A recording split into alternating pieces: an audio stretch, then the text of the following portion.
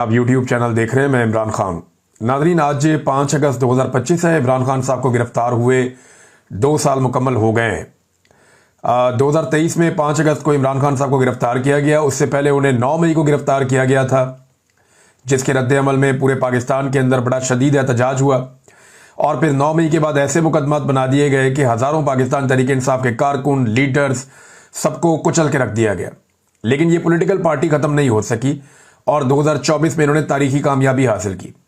अब इमरान खान साहब की कॉल पर तहरीक इंसाफ आज के दिन में पूरी कोशिश करेगी कि इस एहतजाजी तहरीक को जो इस वक्त चल रही है उसे अरूज पे ले जा सके, या इस एहतजाजी तहरीक को आज के दिन में पूरी शिद्दत के साथ साबित कर सके। ये पाकिस्तान तहरीक इंसाफ ने करना। पंजाब में तो तहरीक इंसाफ ने अपनी बढ़तरी साबित कर दी है।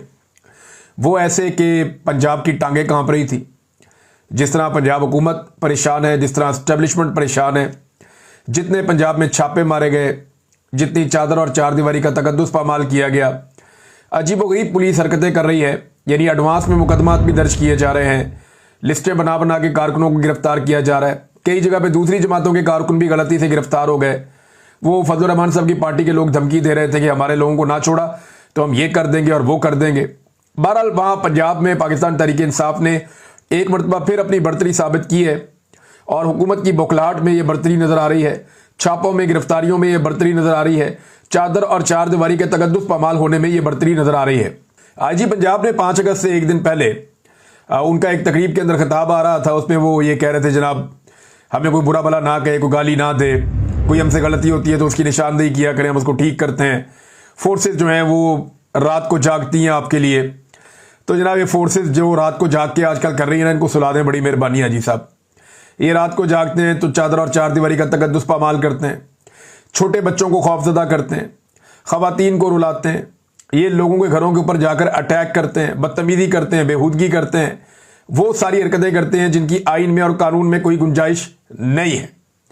यानी कोई कानून दुनिया का इस बात की इजाज़त नहीं देता जो पाकिस्तान की सिक्योरिटी फोर्सेज या ख़ास तौर पर जो पंजाब पुलिस है वो अपने शहरियों के साथ जो कर रही है, जिनके पैसों से तनख्वाह लेते हैं, जिनके टैक्स में से पैसों से, उन्हीं के घरों के ऊपर जाके धावा बोलते हैं, हमला करते हैं। रोती हुई खवातीन की आवाज़ें रोज़ाना वीडियोस के अंदर आती हैं, बिलखते हुए बच्चों की आवाज़ें, और ये नफ़रत मुंतकिल हो रही है। ये अगली नस्ल में ये नफ़रत मुंतकिल हो रही है। अब सिक्योरिटी फोर्सेज चाहे वो कोई भी है, किसी भी लेवल पे काम करती हैं, पाकिस्तानी उनसे प्यार नहीं करते। और जो आने वाला टाइम है, आने वाली नस्लें हैं, वो तो ऐसा दिखाता है कि बाकायदा नफरत करेंगी, जो नफरत उनके दिलों के अंदर बिठाई जा रही है।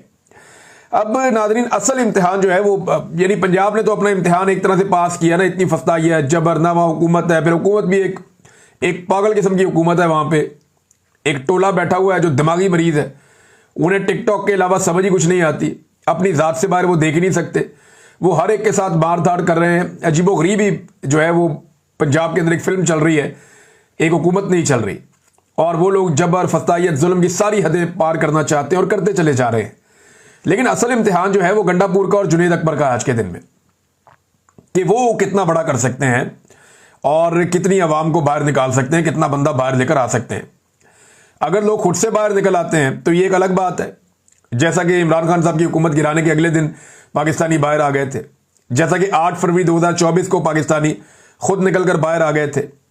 तो ये पाकिस्तान तहरीक इंसाफ के अंदर एक सरप्राइजिंग एलिमेंट तो हमेशा रहता है कि पब्लिक अचानक से बाहर आ सकती है अपनी मर्जी से। और इसके बावजूद पंजाब में हमने देखा कि इमरान खान का खौफ है, पाकिस्तान तहरीक इंसाफ का खौफ है, लेकिन खैबर पख्तूनख्वा में जो हुकूमत है उसे किसी का खौफ भी नहीं है। और वहाँ पे जो अवाम है वो निकल भी सकती है, उनके ऊपर कोई जुल्म, जबर और कोई ऐसी चीज़ नहीं हो रही। अच्छा, एहतजाज की वजह क्या है, ज़रा इसको ये समझे ना। बहुत सारे लोग जो हुकूमती साइड पे हैं वो ये कहते हैं जी इस एहतजाज का रीज़न क्या है, वजह क्या है। मैं चंद चीज़ें आपके सामने रखता हूँ, आप खुद फैसला कीजिएगा कि क्या ये सारा कुछ हुआ या नहीं हुआ जिसकी बुनियाद पे ये एहतजाज हो रहा है।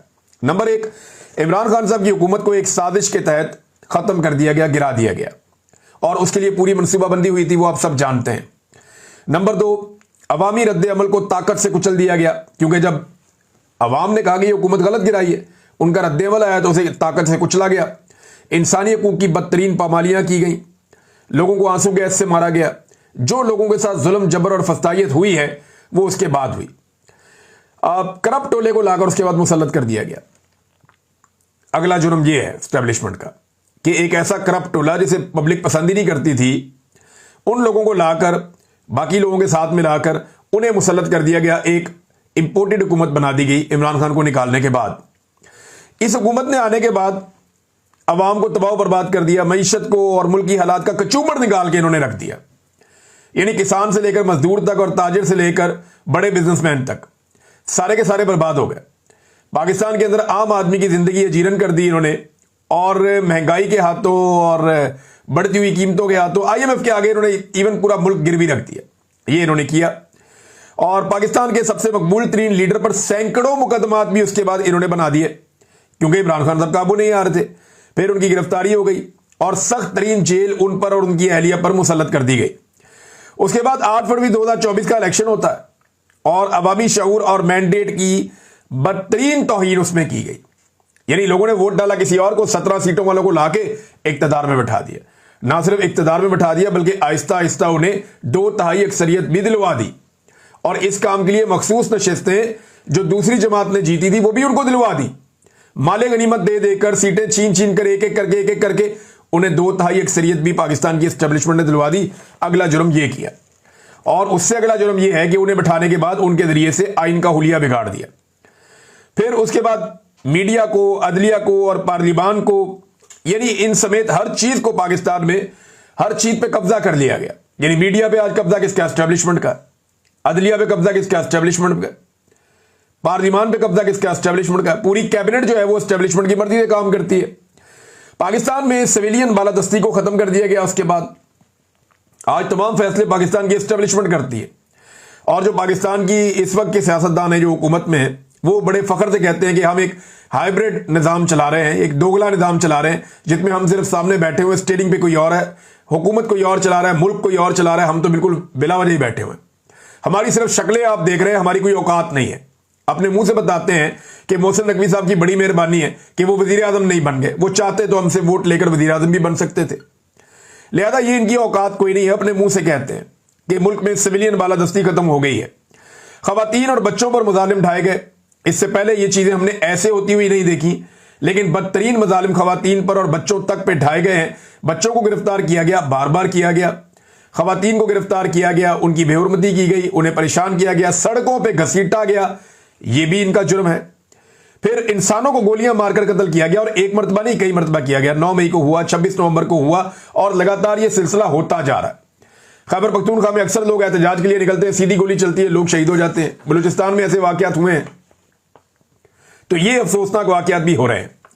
फिर ये जो रिजीम बना, इसमें ड्रोन हमले नहीं रोके गए, बल्कि ड्रोन हमले किए गए, शिद्दत के साथ किए गए, और दहशतगर्दी को नहीं रोका जा सका। दहशतगर्दी में लगातार इजाफा हुआ है। पाकिस्तान की खारजा पॉलिसी को बैरूनी इशारों का मोहताज बना दिया गया है। आज जो अमेरिका कहता है वही हम करते हैं, जैसा हुक्म आता है वैसा ही हम करते हैं। आज आप पाकिस्तान में अपनी मर्जी से इसराइल के खिलाफ एहतजाज नहीं कर सकते। आज आप पाकिस्तान में फलस्तीनियों के हक में आप एहतजाज नहीं कर सकते, आवाज नहीं उठा सकते।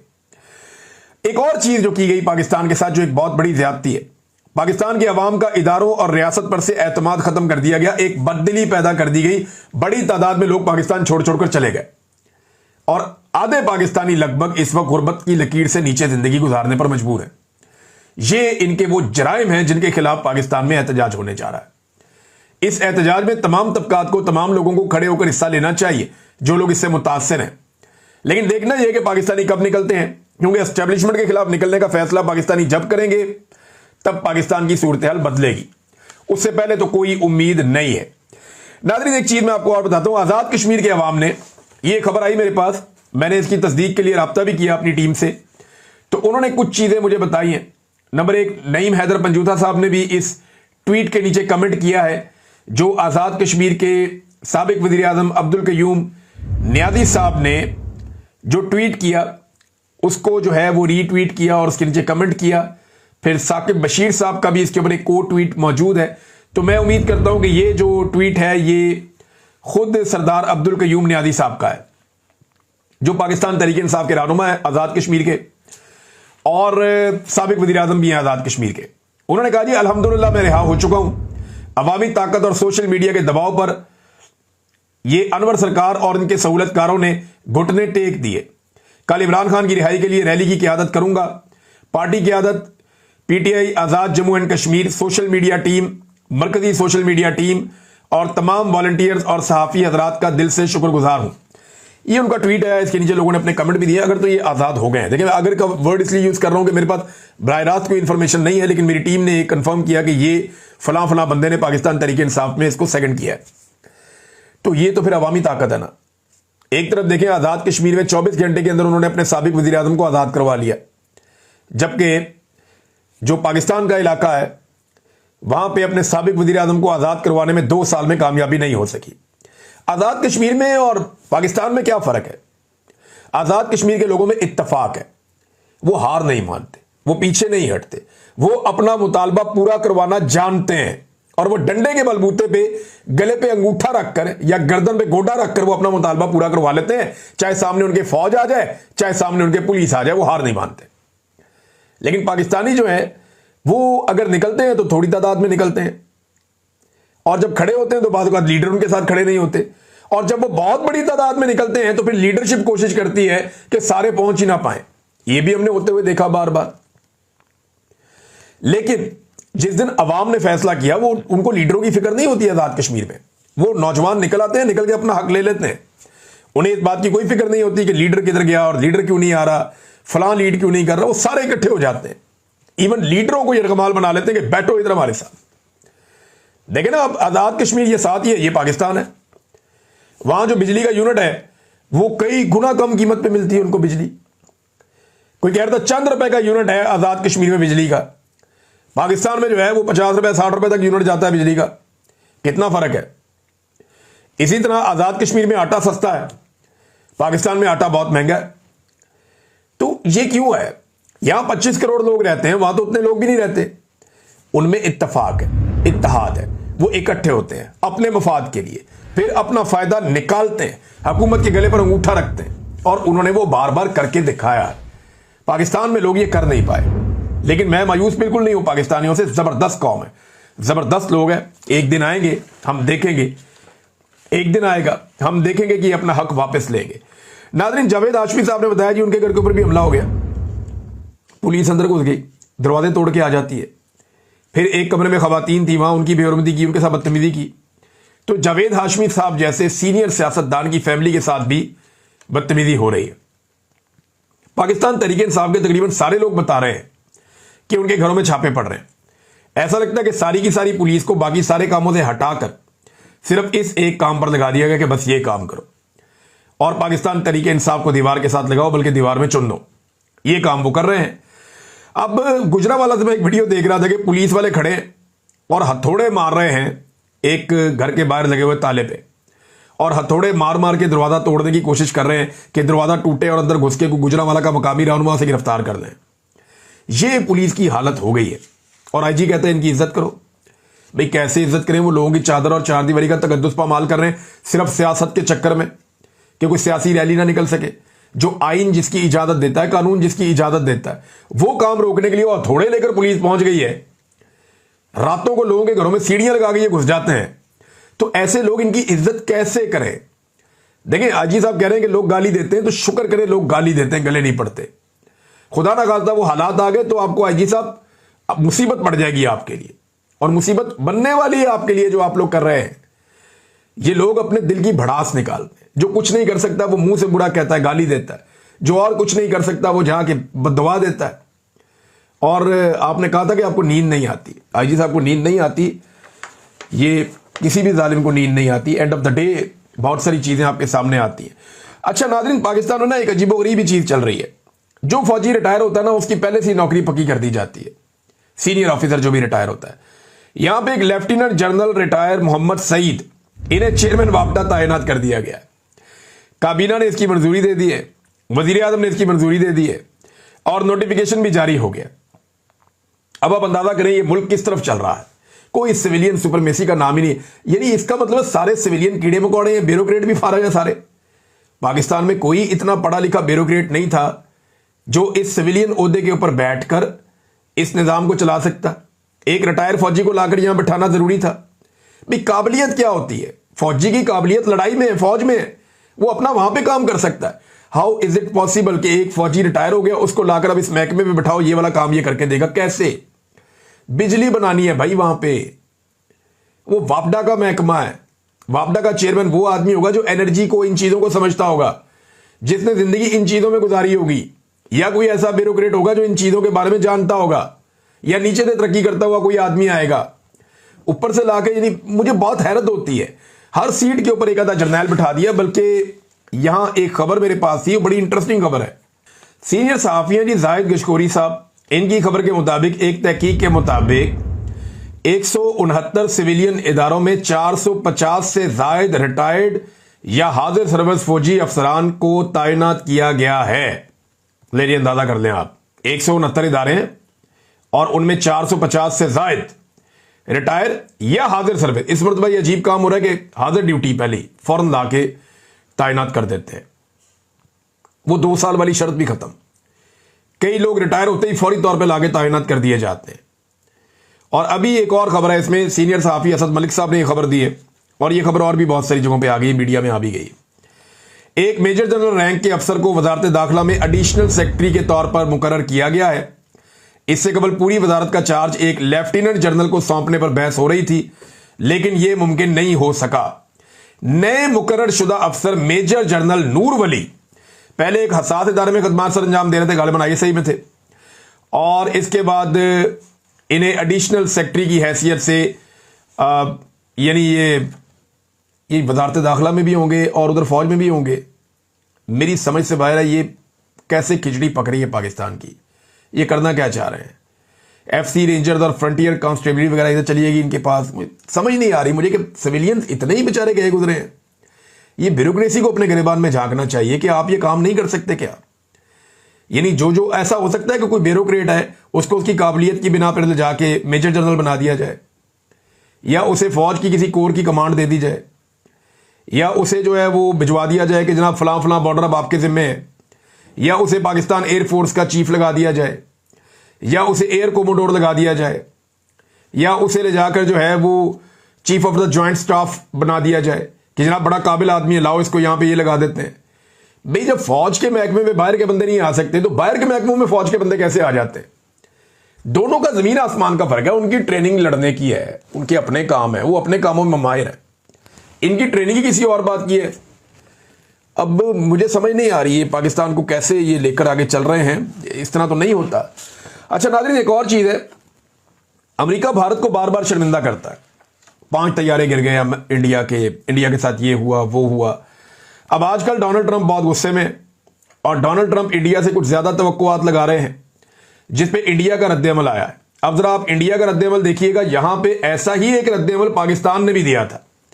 जब इमरान खान ने रशिया के साथ पेट्रोल खरीदने का सौदा किया था तो उस वक्त भी एतराज आया था, और इमरान खान साहब ने बड़ा कैटेगोरिकल किस्म का एक जवाब तब दिया था। अब डोनाल्ड ट्रंप ने कहा जी कि भारत ने रूसी पेट्रोल खरीदना बंद ना किया तो टैरिफ में नुमाया इजाफा कर देंगे हम। और भारत रूसी तेल बड़ी मिकदार में खरीद रहा है, उसका एक बड़ा हिस्सा आलमी मंडी में भारत फरोख्त करके जबरदस्त मुनाफा भी कमा रहा है। और साथ वो ये कह रहा है जी हम मजबूर हो जाएंगे, और रूसी फौज यूक्रेन में लोगों को मार रही है, भारत रूस को फायदा दे रहा है और खुद भी पैसा बना रहा है। तो इस तरह जनाब वो ये कह रहा है कि भारत को अमेरिका को अदा किए जाने वाले टैरिफ में मजीद इजाफा करने जा रहा हूं, हालांकि 25% टैरिफ पहले लगाया हुआ है। अब इस पे जो भारत का जवाब है वो पड़ने वाला है। कमाल जवाब दिया है मोदी सरकार ने। इमरान खान साहब ने भी एक दफा ऐसा जवाब दिया था जब पाकिस्तान एक आजाद और खुद मुख्तार मुल्क बनने की तरफ जा रहा था, लेकिन उसके बाद जनरल बाजवा साहब को जोश आ गया और उन्हें पता नहीं क्या हो गया, उन्होंने इमरान खान साहब की हुकूमत उठा के फेंक दी कि अमेरिका को पसंद नहीं, मुझे पसंद नहीं, फर्क करो। अब जनाब सदर ट्रंप के मुशीर खास ने भारत पर इल्जाम आयद किया था कि वो रूस से पेट्रोल खरीदकर यूक्रेन जंग में उसकी मदद कर रहा है, जिस पर आज भारत का रद्देअमल सामने आ गया। भारत की वजारत खारजा ने जवाब दिया। भारत में से किसी बाजुआ ने जवाब नहीं दिया, किसी फील्ड मार्शल ने, आर्मी चीफ ने जवाब नहीं दिया। भारत की तरफ से जवाब कौन दे रहा है? भारत की गवर्नमेंट दे रही, और वजारत खारजा जवाब दे रही। यह है असल कानूनी और आईनी तरीका जो भारत ने अडॉप्ट किया है। हमारे यहां पे जनाब सामने आ जाता है फौरी तौर पे कोई ना कोई मिलिट्री एस्टेब्लिशमेंट में से। भारत कहता है कि हम एक आजाद मुल्क हैं और रूस हमारा काबिल एतमाद साथी है। रूस के साथ हमारे ताल्लुकात कदीम और आजमूदा है। जिसे किसी तीसरे मुल्क के नजरिए से नहीं देखा जा सकता। कौमी मफाद हमारा अव्वलीन तरजीह है और रूस से तेल की खरीदारी हमारे कौमी मफाद में है, इसलिए रूस से तेल की खरीदारी जारी रहेगी। हमारी रूस से पेट्रोल की खरीदारी आलमी मंडी में तेल की कीमतों को मुतवाज़न रखने में भी मददगार है। यह है जनाब भारत का जवाब। अब आप अंदाजा करें, आप भारत जो है वो क्वाड का मेंबर भी है, जिसमें भारत, ऑस्ट्रेलिया, अमेरिका और जापान, ये 4 मुल्क हैं। एक आजाद मुल्क ऐसे करता है कि जिससे चाहता है ताल्लुकात बनाता है। एक आजाद मुल्क ऐसा करता है कि वो अपनी अवाम के मफाद के मुताबिक फैसला करता है। लेकिन पाकिस्तान ऐसा नहीं कर रहा। आप पाकिस्तान में अपनी मर्जी से इसराइल के खिलाफ एहतजाज नहीं कर सकते, फलस्तीन के हक में आवाज नहीं उठा सकते। आप पाकिस्तान में अपनी मर्जी से सवाल नहीं पूछ सकते। हत्ता के मादनियात के मामले में वादा पहले कर लिया गया, आकर हुकूमतों को बाद में धमकाया गया कि यह कानून साजी करके दे दो। हर चीज जो है पाकिस्तान में ऐसा लगता है गिरवी रखी जाती। हमारे फैसले IMF करता है, हमारे फैसले अमेरिका करता है, हमारे बड़े बड़े फैसले पाकिस्तान से बाहर होते हैं। हुक्मरानों की सारी तवज्जो इस बात पे होती है कि बैरूनी खुशनुदी कैसे हासिल की जाए। पहली मर्तबा इमरान खान साहब ने यह बातें की थी कि मैं अपने कौमी मफाद में फैसले करूंगा। पाकिस्तान एक आजाद मुल्क है, हम सबके साथ दोस्ती करना चाहते हैं। हम अपने ताल्लुकात बनाते वक्त किसी और से मशवरा नहीं करना चाहते। पाकिस्तान अपने ताल्लुकात अपने मफाद के मुताबिक और अपनी अवाम के मफाद के मुताबिक बनाएगा। उसके बाद इमरान खान के साथ क्या हुआ आपने देखा। क्या वही सारा कुछ भारतीय फौज भारतीय हुकूमत के साथ करेगी? मुझे नहीं लगता। अब तक के लिए इतने, अपना ख्याल रखिएगा, अपने इस चैनल का भी। अल्लाह हाफिज़।